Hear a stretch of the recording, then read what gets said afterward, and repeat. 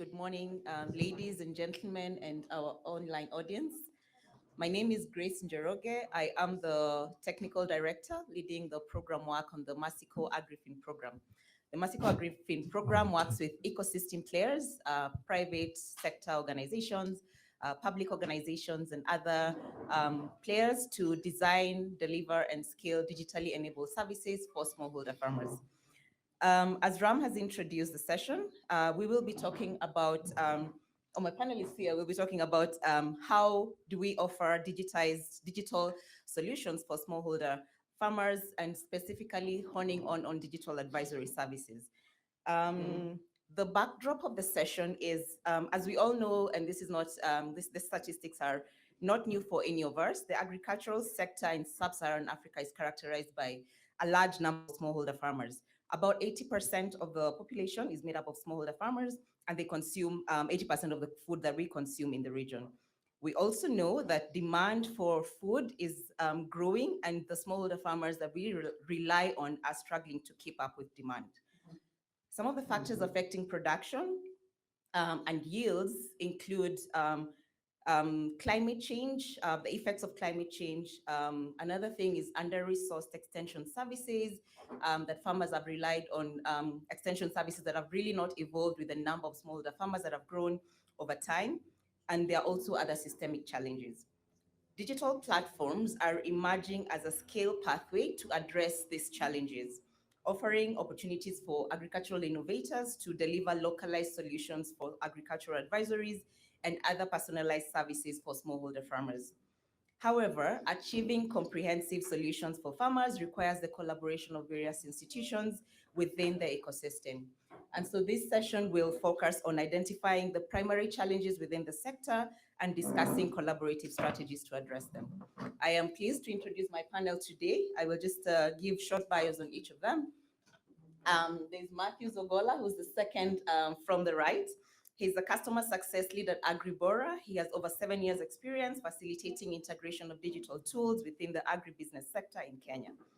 He focuses on farmer-facing organizations and collaborating with other organizations to deliver advisories and market opportunities to these farmers. Before his tenure, he's worked with other organizations such as Nokia and Huawei, and he possesses different educational degrees like, Strathmore. He has a data protection certificate from Strathmore University and other educational background. The second panelist I will introduce is Shreyans Goyal, who is the third from the right. He's a product lead at Sukiba. He focuses on building conversational AI technology on WhatsApp for enterprise business. He's also worked at Microsoft and other organizations as a product manager. He studied computer science and will matriculate at Columbia Business School this fall for his MBA. The third panelist is Ritika Sood, who is the first on the right. She has over 13 years of experience in developing markets with expertise at the intersection of partnerships, digital inclusion, private sector, and innovation across East Africa and India, specifically in the agricultural sector. She's also worked with other, she currently works with the Sprout platform, and she's also worked with several other organizations, including the UN, TechnoServe, and Arifu. My third panelist of the day is Rhoda Maina, who is the second from my left. She is an independent gender specialist and a facilitator with over 16 years in Sub-Saharan Africa and globally. She partners with different organizations to build their capacities to meet the commitments to advance gender equality. She holds a master's degree in social anthropology of development from School of Oriental and African Studies, University of London, and is also an advisor to an organization called Men and FGM Foundation. My last panelist is Collins Marita, who is to my extreme left. He's a technical director of strategic learning at Masiko AgriFin. He has close to 15 years of experience in research and project management with a specialty in financial and agricultural related research projects. He has also worked in other sectors such as health and ICT. And prior to working at Masiko AgriFin, he has experience with different other organizations such as SIGAP, IFDC, ILRI, etc. He holds a Master's of Science degree in Research Methods from Jomo Kenyatta University of Agriculture and Technology. So welcome to the panel, ladies and gentlemen. We will have time for questions at the end of the panel, so please note down your questions. We will reserve some time for them at the end.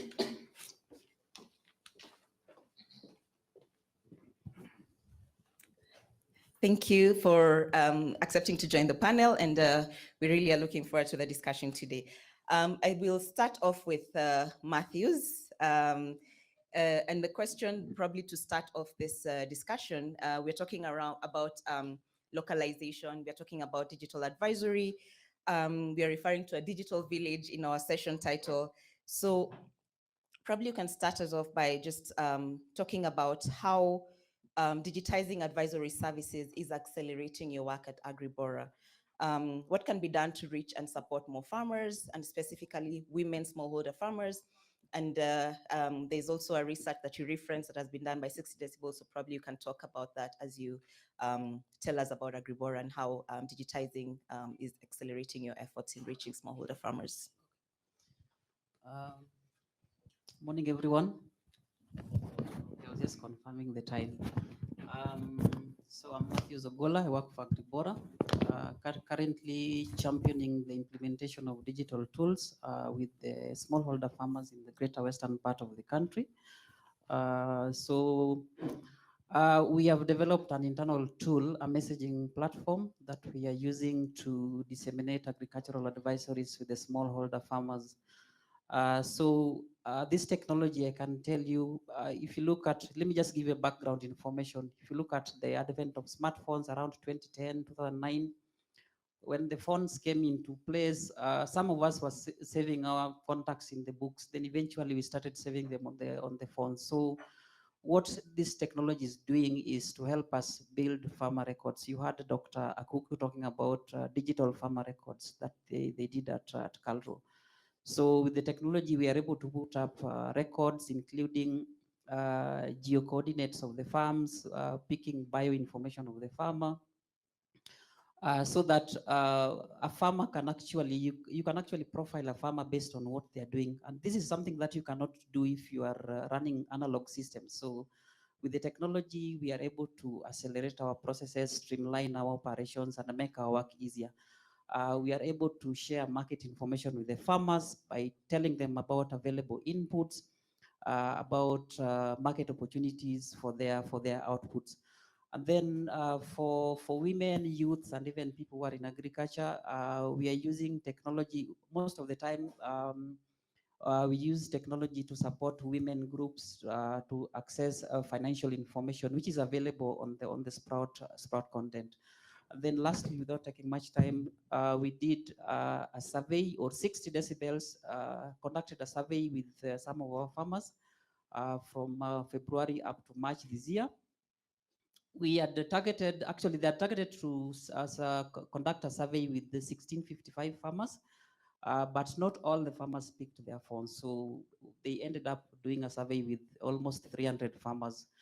And why this survey was important is because initially we had thought that most of the used to be paramount to a place where natural language proficiency is paramount.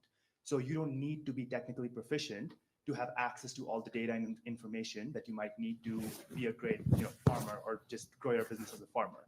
All you need to be able to do is to be able to ask the right questions. And there will be a large language model or an AI model that will be able to provide you all the information that you need. So that's a big shift that's coming. And the other kind of piece of that is that traditionally, technological solutions in this space have been very one-way. They've kind of been a one-way method of communication. You'd have instructions in the form of videos, or you'd have instructions that are very robotic. What is really happening with AI is that a lot of the instruction and the information that is accessible to these farmers and other maybe stakeholders in that ecosystem, it has become more personalized. You're able to ask questions that are suited to your specific use case. And that will unlock a lot of opportunity for these farmers going forward. So, just to kind of keep it short there, I do see that AI will play a very, very big role in this ecosystem and growing this ecosystem. Thank you. Thanks, Trent. And that's quite interesting in terms of the new technologies, how we are integrating them or how we are expecting them to be integrated in delivery of services to farmers. But then we also know that when we think about farmers, it's not a homogeneous group. There are different segments that make up the smallholder farmer terminology that we refer to. Um, let's talk about women smallholder farmers. We're talking about technology. We're talking about things like AI. We're talking about chatbots. We're talking about front-facing technologies that women will be using. Are women smallholder farmers equipped, and how does gender influence the development of these technologies? I'll direct my question to Rhoda. Thank you very much.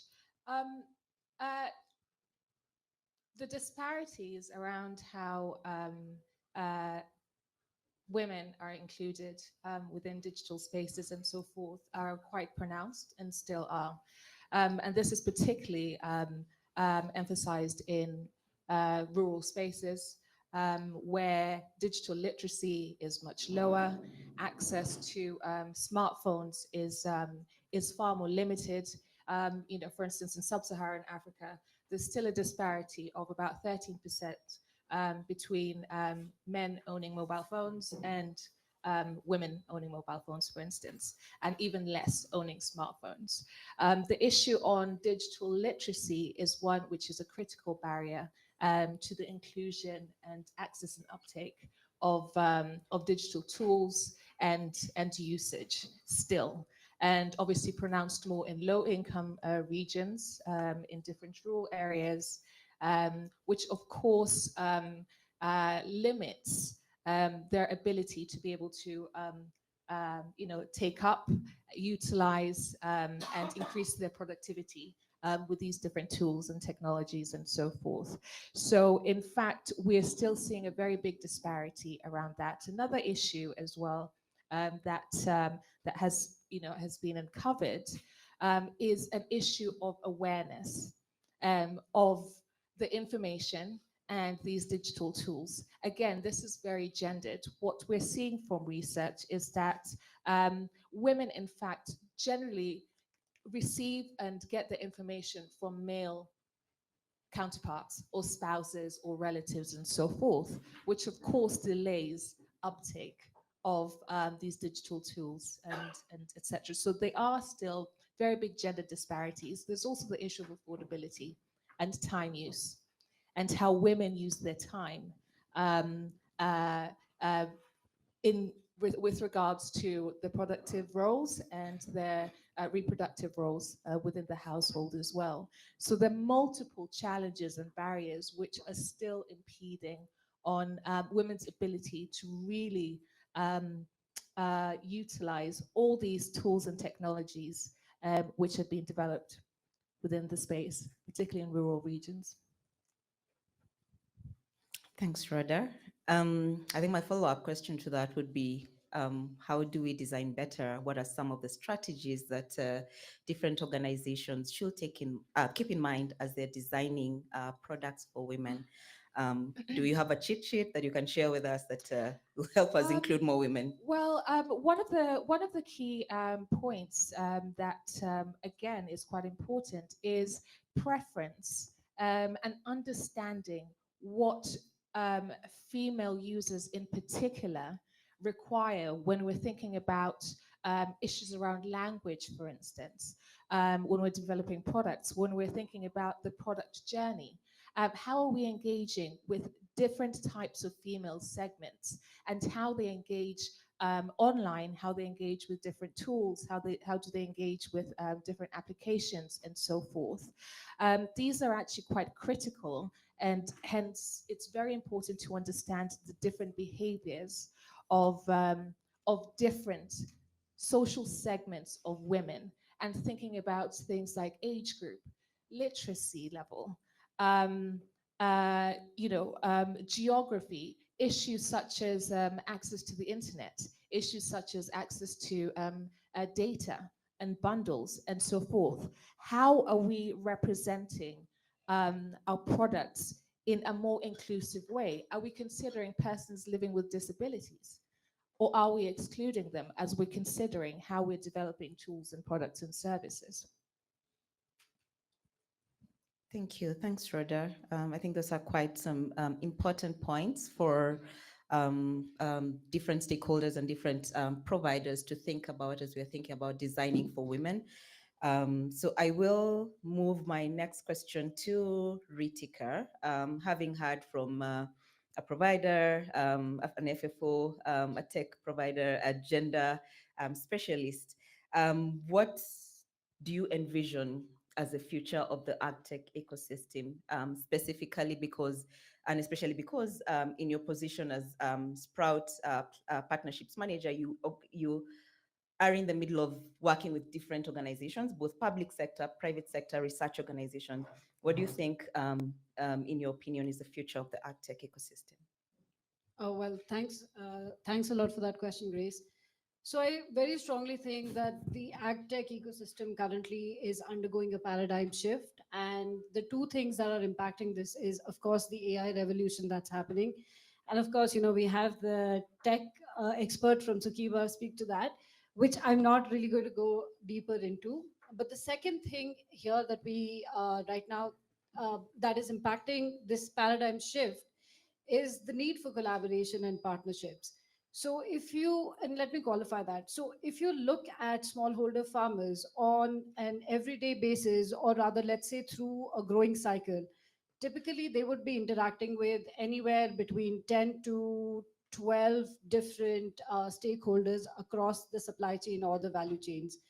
That cuts across, having them, having like let the farmers have access to inputs, to finance, to insurance, to markets, to getting to know the information, good agriculture practices, and so on and so forth. And for one organization or an institution to deliver that sort of services in a compacted manner or a bundled manner is often really, really complicated, and that in turn not only increases the real cost but also the transactional cost behind it. So this is where I think the need of collaboration would come in. And interestingly, I think AI, in my very strong opinion, again, I believe that AI is kind of changing that. So now AI provides the opportunity to connect all of the middleware of all of the different institutions and organizations. So for instance, if we take off or rather think of Agribora or a Sukiba or even Agrifin for that matter, we need to collaborate with each other and offer a platform of sorts that delivers all of this in a bundled environment or in a collated sort of environment. So we at Sprout, we are trying to solve that puzzle, and we're trying and making those attempts to collaborate all of the different products and services that are available out there. We are at the moment we work with research institutions, and we take all of the research that's there within the ecosystem, and we consolidate and transform that research that's sitting in PDFs and into digital formats, and we host that on Sprout, right? And an organization like Agribora would come in and say, all right, we wouldn't rather go to Carlo directly, we would go through a Sprout. And the reason behind that is that getting information from research organizations or a Carlos or different parastatal organizations, yes, of course, you're going to the source, but it would take a lot more time. And private sector doesn't have so much time, right? Like they need to run with things as quickly as possible. So we're solving that bit a little bit, I would say. And then on the other side, we're also working very, very closely with different service providers. So, we have all of these, let's say the weather intelligence providers, the soil testing environment providers, the remote sensing providers, and so on and so forth. So our idea at Sprout is to become the next Uber or Airbnb for agri-tech. So we are collating and collaborating and aggregating, I would say, demand and supply of and for agtech, and that's the idea. So the future looks really interesting, to be honest, Grace. And when I say interesting, I don't only mean it in a politically correct environment, I mean it in a real sense.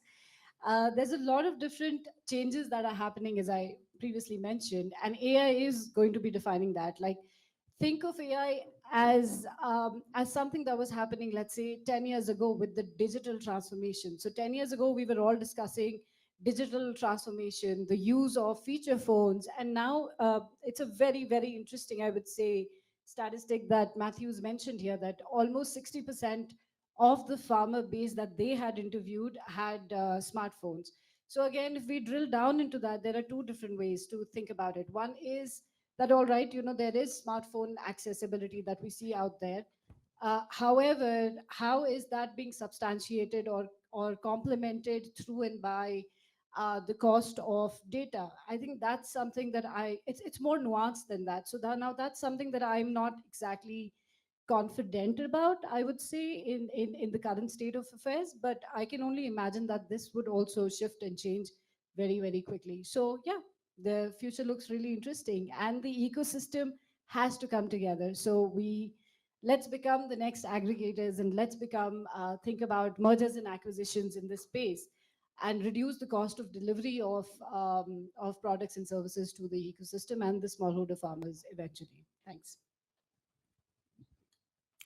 Thanks, Ritika. You've mentioned quite a number of things there. Collaboration, future of Agtech being really bright, and that speaks also to what Brenda mentioned. We shouldn't keep saying Africa has potential. We need to actualize that potential right now. So I think I'll move on to Collins with my next question. As we think about collaboration, bringing the ecosystem together, providing services for smallholder farmers that are digitally enabled, but then are also moving these smallholder farmers from where they are in their current state to a better state.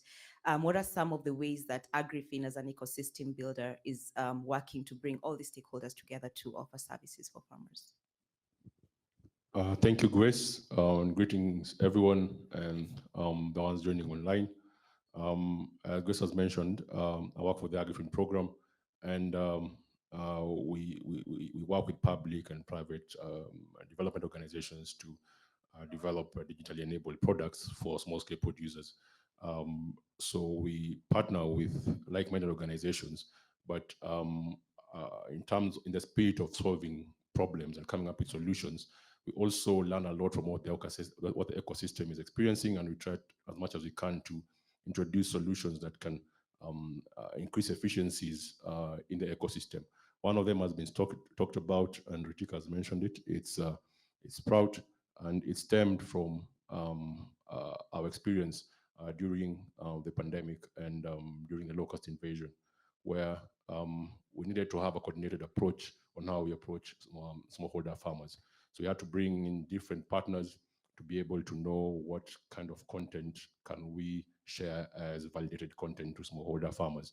If they're interested to know what practices they can do as smallholder farmers to control spread of COVID back then, it was a coordinated approach. So by us having a coordinated approach, we're able to see that there is a gap in the ecosystem where we need to have a repository for information that can go to smallholder farmers. So then we started the open content for cultural, open content for agriculture, which now became Sprout, and its main aim is to increase efficiencies and reduce the costs in acquiring content. So we have the content providers and the farmer-facing organizations, and that is a repository that I would encourage those who are interested in providing content to small-scale producers to go there and look at that content, see if it fits their purpose. If not, you can easily fit purpose, and since it is an open content, you can easily upload what you have been able to develop, and that now can be easily available across the globe. So the main aim is to ensure that we have validated content that can go to smallholder producers, small-scale producers across the globe. But in the spirit of also creating efficiencies and building upon what has been said before by some of the speakers, it's what we realize as well is we need to increase the level of investments in agtechs and fintechs across Africa. There is a huge deficit that needs to be filled in. As Brenda said, it is in terms of billions of dollars. And we started an initiative called AgBase. And AgBase basically seeks to resolve the problem of if you are an investor and you are looking for information on what kind of investments you can make, what innovations are out there, where do you get that information? If you're an innovator and you're looking at what kind of investors are out there and how can I get access to them? If you are a policymaker and you want to look at like what are the trends in the investment space that you'd like to alter or to take advantage on, where do you go and get that information? With the aid of the Gates Foundation, we're able to come up with a program called Agbase. Agbase is housed under Brighter Bridges, and we administer the grant. The main aim for Agbase is to be like that matchmaking platform, where if you are an innovator, you're an investor, you can easily go and see who is investing on what and what can be able to take advantage and leverage, so it can be able to get the investment that you need.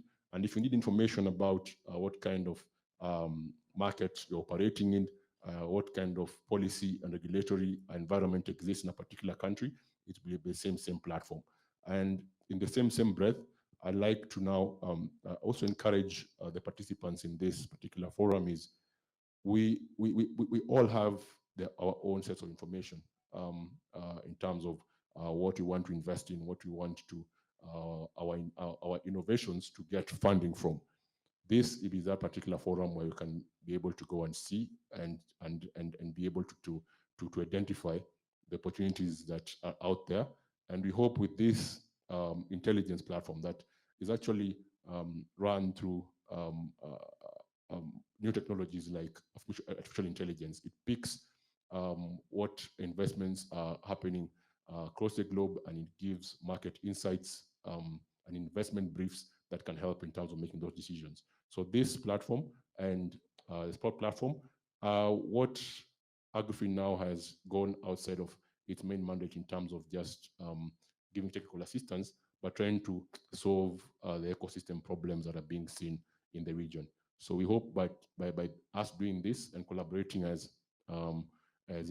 actors in the sector, we should be able to create efficiencies in accessing content and also in increasing investments in Agtechs and fintechs and creating more efficiencies in terms of how resources are distributed. Thank you. Thanks, Collins. That's quite interesting around especially Agbase and the potential for organizations that need to scale their solutions to access more funding through the platform, as well as more resources for other stakeholders in the ecosystem. I will move on to Shrines with my next question.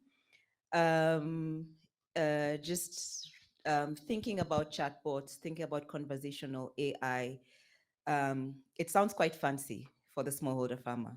How do you demystify it? And especially as Rhoda has mentioned, it's not only women smallholder farmers that are faced with digital literacy problems. How is that technology going to be localized and broken down enough for smallholder farmers to be able to utilize it? Yeah, absolutely. I mean, that's a great question, actually. And I do, before I jump into that question, I want to touch on the idea that more and more farmers and more even stakeholders in the ecosystem now have smartphones. And what that does is we've come to think of AI as this big technology, big large language models.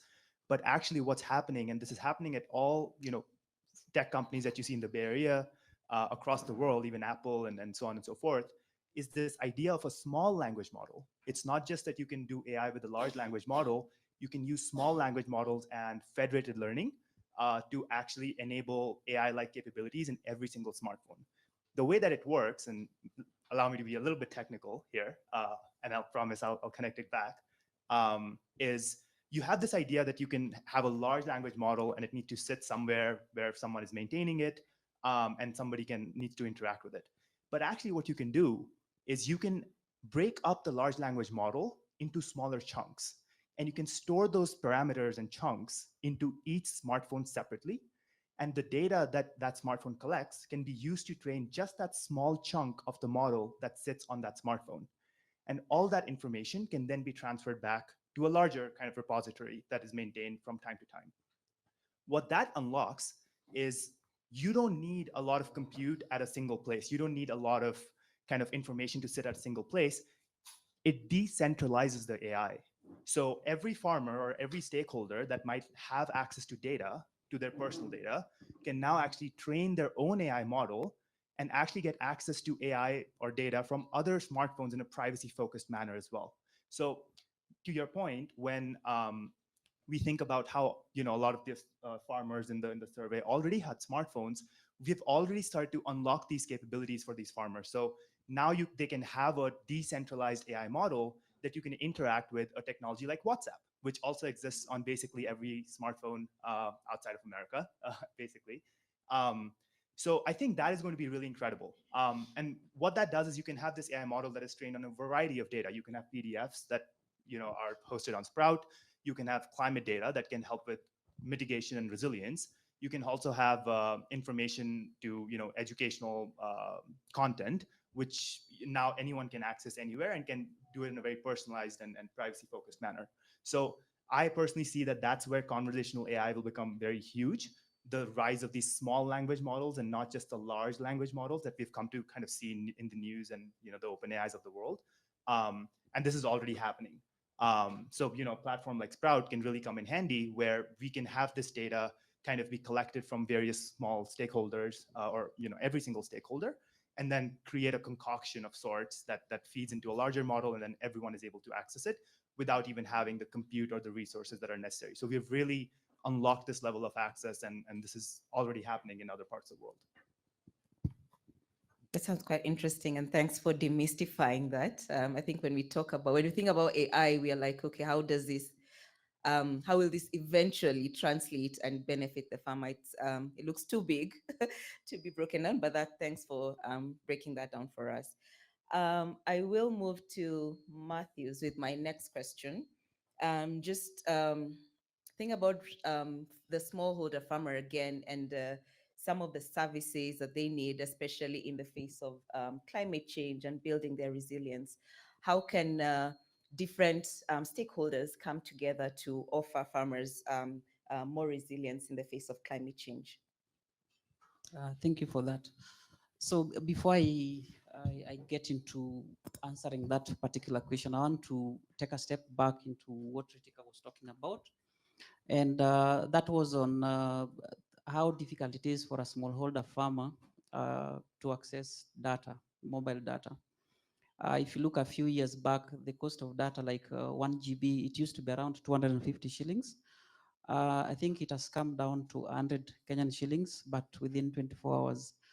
Then if you want to get like around monthly data for around 10 GB, you'd have to part with around 1,000 shillings. So the cost of accessing mobile data from the local ISPs it's quite expensive and limiting to a smallholder farmer who may want to spend maybe 50 shillings to buy data. So around 2022, we did a project called Hatua with the WFP, where we were targeting around 30 farmer service centers in Western Kenya. So what we did was to make it possible for the 30 FSCs to access the web application free. So what we did was to collaborate with the Safaricom and then have the website whitelisted. So that made it possible for anyone trying to access the website to send messages very easy. So going forward, Agribora is intent on making it possible for the farmer-facing organizations that we work with, the CBOs, the agro-dealers, the agri-hubs, to access the app free of charge. So Agribora will take care of the cost of data so that we don't have excuses that I didn't have enough data. And then two, on digital literacy, I talked about 64% having smartphones. But within that data, from that report, we got that 19% were not very happy with the accuracy of the weather information that was provided. And I want to take it back to probably the interpretation was not very right. That is my thinking. But so what can we do more so that we involve the smallholder farmer so that the information that they get, whether it is, like for our case, we send them messages twice in a week, that is on Wednesdays and then on Sundays. So how can we make it possible so that this text message resonates I mean, the interpretation from the farmer makes it like they can make good use of it. So that is the next phase of activity that we need to undertake as Agribora. Then back to your question briefly. Agribora has implemented a product called AgriCopper. So AgriCopper is a credit facility that is being supported by European Space Agency. We are piloting 6 counties in Western Kenya, the greater Western Kenya, targeting around 85 farmers. Initially, we had sought to work with 20 farmers per agri-hub, but some of the farmers did not on board. So we are working with 85 farmers. So far, in the long run season, we have given out 1.3 million in terms of inputs. And then, so what they're doing is to make little repayments within the season. But this will culminate at the end of the season after harvesting, when they'll get an opportunity to sell their produce to Agribora, who will in turn give it to agro producers. So what we are doing is to create opportunities for women. Out of those 85 farmers, 42 of them are women, and then 27 are youths. So we are making it possible for women and young people to access credit from banks. And then within that, we are also working with APA Insurance to support with the insurance risk. And on top of that, we are working with the county governments like Bungoma during field days to support with training, supporting farmers to understand some of the best practices that they can deploy so that they don't get losses. So that is what we are doing at Agribora to support women, farmers, and the youths. Thank you. Thanks, Matthews. That's quite interesting. I just want to get back to a point you mentioned there around data, the cost of data being expensive, which means digital is expensive for the smallholder farmers. What does this mean then for sustainability of these solutions and scale? Do they always have to rely on funding from development partners, or is there a business case that can be built into it? And I know I'm putting you on the spot, so happy if any of the other panelists can also weigh in. That's a tough question, but I think in the short term, what we are currently doing is to make it possible for the agri-hubs to access the content like the one which has been developed, made ready by Sprout. At least we have done it for the last 3 years. So what we are doing is when we work with the service providers like Safaricom, we look at how to get, for example, the bulk SMSs at very low cost. So if you maybe buy 2 million messages, the cost for acquisition will be slightly lower. So we are looking at building long-term relationships. So we don't want to look at the cost side for now, but it is something that we want to do in maybe probably in the next 2 years. But maybe if one of the panelists can jump in, I would really appreciate. Or maybe just hope that Kenya will go the India way and come up with a geo equivalent where we have free data for a good number of years, I would say, and then the digital transformation can happen. But of course, these are wishful thinking. This is rather wishful thinking, but the hope in general is that Safaricom at some point will increase their efficiency and reduce their costs. So yeah, we can have a much larger impact. Back to you. Thanks, Matthews and Ritika. So, yeah, challenge for private sector providers to provide affordable bundles, especially for the segment. I will pose the same but slightly different question to Rhoda. Thinking again about women, smallholder farmers offering localized solutions, especially digital solutions, thinking at different challenges, intersectionalities, etc. Can this be solved through partnerships, and how do you see this working? Thank you very much. Thanks all for that as well. I think one of the main points that I'd like to mention is that as we're looking forward with digital transformation, AI, and so forth to develop, more relevant solutions that increase productivity and economic empowerment and so forth. I think it's really important, especially when we're thinking about women and underserved women within rural communities, to address the issues that they're currently having now.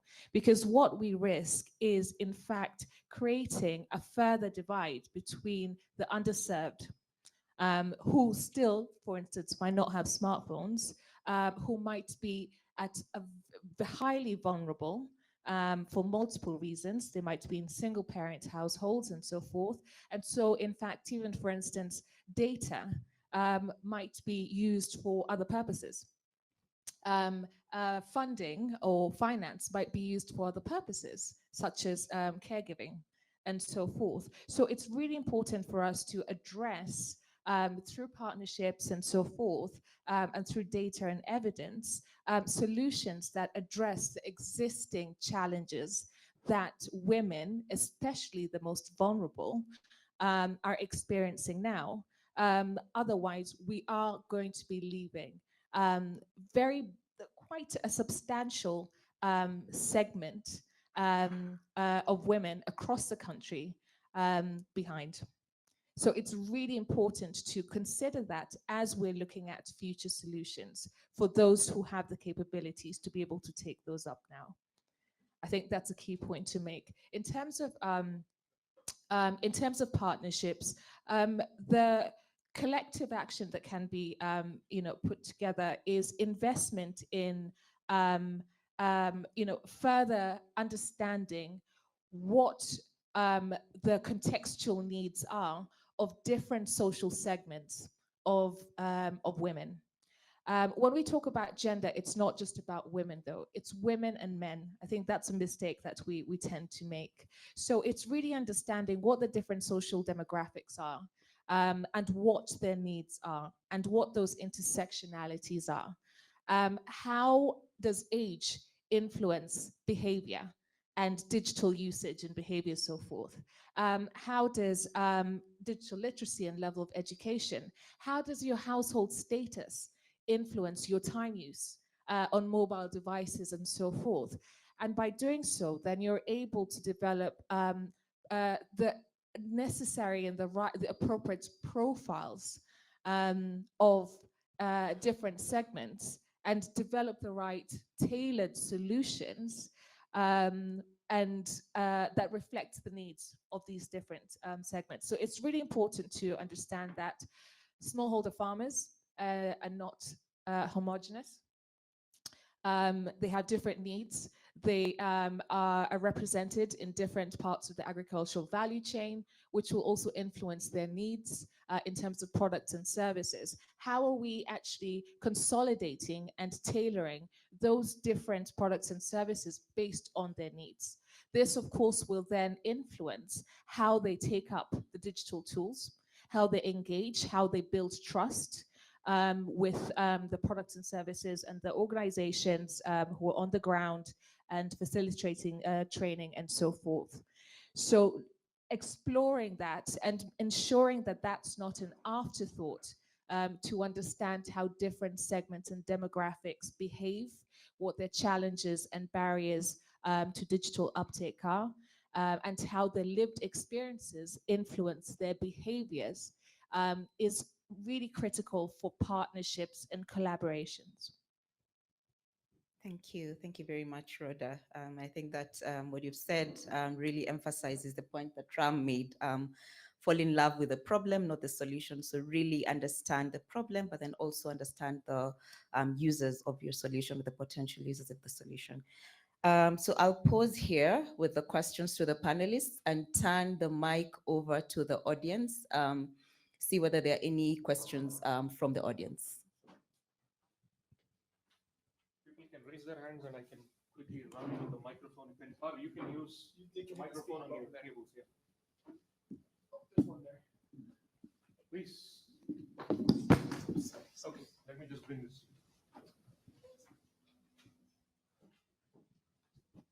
Hello, thank you very much. My name is Nathaniel Fori. I work with Farm Radio International. A question in relation to smartphones. I know that there's a big difference between accessibility and ownership. And under ownership, there is also in terms of the usage of that smartphone. So yes, you can have a lot of people who have smartphones, but the question is, are they using the functionalities and the features of that smartphone? My grandmother has a smartphone. Why? Because we all have smartphones.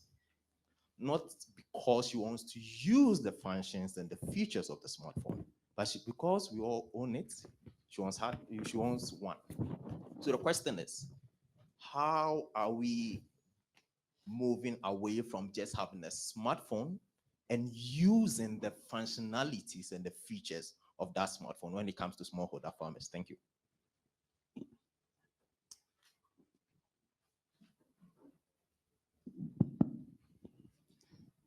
Okay, maybe can we sort of put up 2-3 questions together? Thank you very much. Thank you for the excellent presentations. And I'm He Jun from IFAO.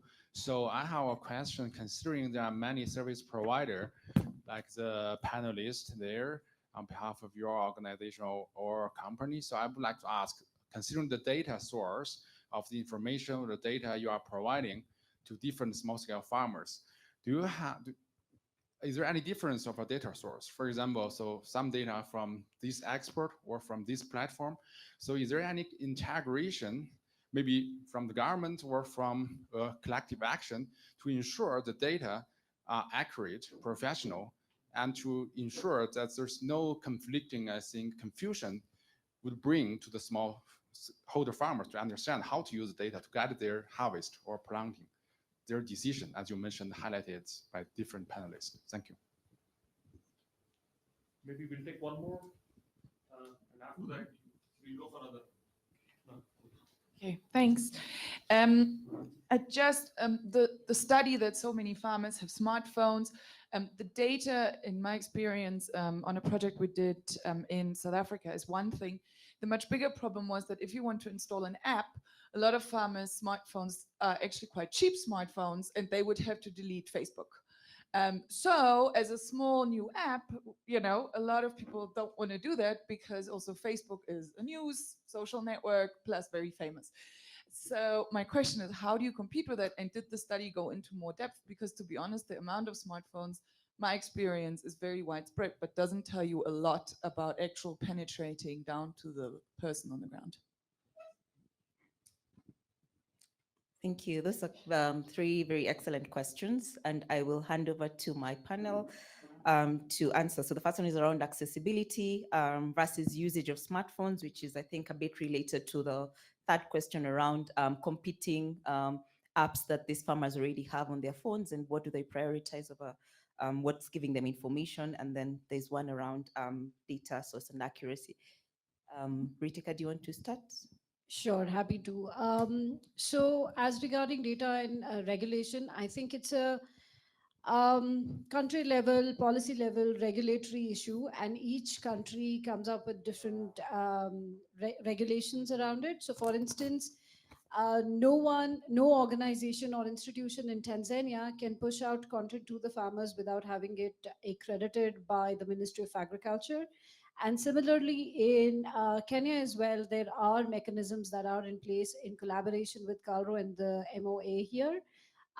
So that those are, I would say, some of the I would say checks and balances that are placed by the regulatory bodies to standardize some bit of content that's being pushed out to the farmers. And of course, you know, when we talk about agriculture in at least this part of the world, um, it is a political sector, right? You cannot take out politics from agriculture. And I think the government is making those attempts.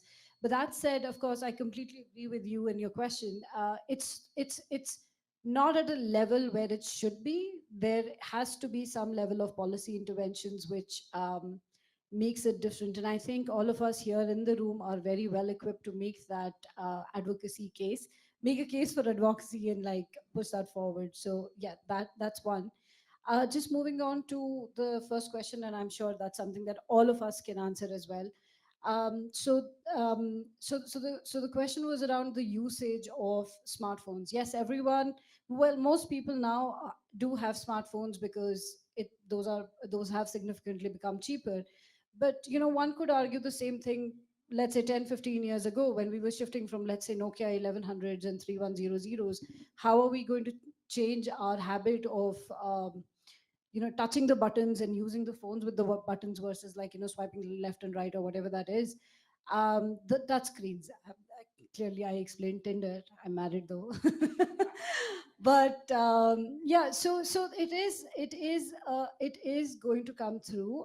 It's going to take time, especially as we see more of the low income consumers, especially the farmers in the rural areas, as they use more of smartphones and WhatsApp. I think I've always said that, to be honest. Like, I think WhatsApp and Facebook are the two applications that have taught a lot of digital literacy.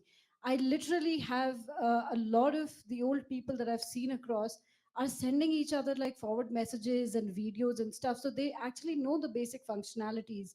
And these smartphones are also coming up with proper UXs and UIs that are making it much more easier for consumption and usage. And I believe the rest of the panelists can also speak to that. Maybe perhaps both Matthews, you and Shreyans, both of you can speak to that a little bit more. Yeah. Okay, thank you so much, Ritika. From the first question and then the question which was coming from this side. If you look at the usage of applications in Kenya, so I'm speaking about my experience at Nokia and then Huawei. 5 or 6 years back, Safaricom, like the biggest ISP in Kenya, used to stock feature phones in their shelves. Then that changed. They started stocking smartphones only.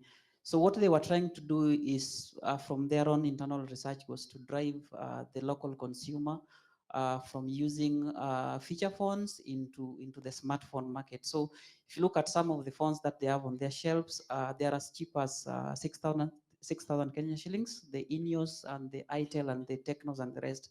So what this is doing is to increase the market share for the smartphones and then take it away from the feature phones. If you look at the bundle offering for data from Safaricom, Airtel, and Telcom, most of it is free for Facebook and WhatsApp. That tells you one thing. A lot of people are even the rural folk, they use a lot of Facebook and WhatsApp. So that question is very technical, but from where I sit and how I see things are, a majority are using Facebook and Twitter. So that is the next frontier where we can, like, for example, organizations working with farmers can take advantage of. Then back to the question that the lady asked from this side. Initially, if you look at the type of phones that we had 10 years back, some of them were 16 GB internal memory, 8 GB internal memory, but we have had growth. Now we are talking about 256, 128, very big memories. But even the size of the cameras, the pixels of the phones that we have, there are some which are going as 148. We are not talking about 5 Mbp megapixel.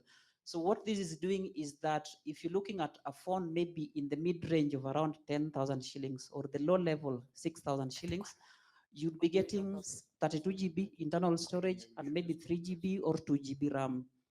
So what the vendors are doing they're looking at the common needs, like through research and development, they're looking at the common needs of the farmers. They want to install so many applications without having to delete them. Then what is also happening is when you go buy a phone, there is a slot for the memory card. So in the process of buying, there is that aspect of cross-selling. So you can buy a memory card to improve the memory of your phone. This is an experience. This is something that I've seen in the field currently without taking much time. You look at the phone of an agri-hub manager or even the farmer service centers, they have so many applications. One from Yara, another one from Agribora, another one from Syngenta. All these applications, if you look at it generally, it's almost 1.5 GB. Okay, it's a lot. So I think we don't have to overwhelm the agri-hub manager, including the farmer, with so many applications. So that is the space where we need to go to. How can we like bring applications together without overwhelming the user, so that if you go into the app, you can find like one app is going to serve so many of your needs without having to delete. So there's still a lot of work to be done, so that the farmer or even the hub manager knows how to use the extra space, maybe it's 16 GB or 8 GB, to save the extra application or even media file that they may have. Thank you. Thank you very much, Matthews, for the comprehensive response, as well as Ritika. Sorry, there were just 2 questions. That's all we can take. Apologies. Hassan first and Yusuf. Sorry. You had raised your hand. So Hassan, go for it. Yeah, thanks a lot for the panelists. My point was what was spoken about, the number of interactions of people that interact with farmers. I think you mentioned that there were about 10 different clients that talk to farmers. And in addition to that, the added complexity of using apps and etc. And sometimes I think we really bombard farmers with a lot of information, a lot of interaction, and that tends to confuse them. And that also works with the extension services workers, that we kind of build capacity to interact with farmers. From your perspective, and I don't know who's going to answer this, how do we make this lighter for the farmer, for them to be able to interact with people, to interact with apps, etc.? So you can go for it. Hello. Yep. Peter Nduati is my name, from ATL, Africa Turnaround Limited. We are very keen on localization and inclusion, because we have seen what it can do. We have seen it raising completion rates for digital courses from below 50 to over 85%. When you give these learners access to smartphones and learning bundles, as compared to not giving them, and they're having to depend on relatives and family for access. So inclusion and also translation of courses. In one case, there was a case where a course was taken in English. It was then translated, and this is a whole course, taking about 3 months, blended, translated into Swahili, devices and learning bundles provided, and it raised completion rates from below 50 to over 85%. So I'm just confirming that localization and inclusion is real and is magical in terms of bringing transformation. So it's just a remark to confirm. Please get to the question. We really have a No, we have to it was a remark to just confirm the conversation. I'll quickly answer both the questions and then pass it on to Shreyans. So one of the questions was collating all of these, like the issue of having so many different apps in there. I fully agree with you. I think half the reason why we need to build different solutions on existing systems becomes the key. And I think Shreyans can speak to more to that, can speak a little bit more to that. WhatsApp can be the answer. And this is also sort of, tested out in Indonesia with, I believe, Gojek. That's the Gojek model, right?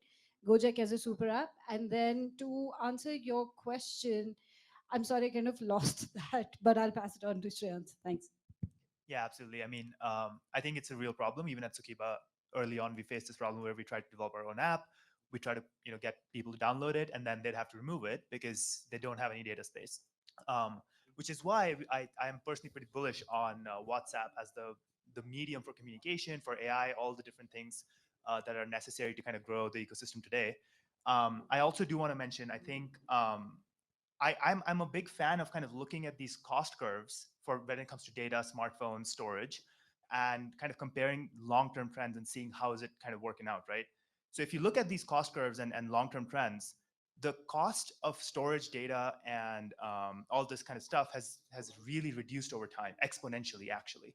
So I'm, yes, in the short term, it may feel that, hey, like, there's so many issues and. So sorry, we really need to go like that. That's fine. Sorry about that. That's all good. Thank you. Thank you to the panelists, and also thank you to the audience for the active engagement. I think we can continue the conversations over lunch.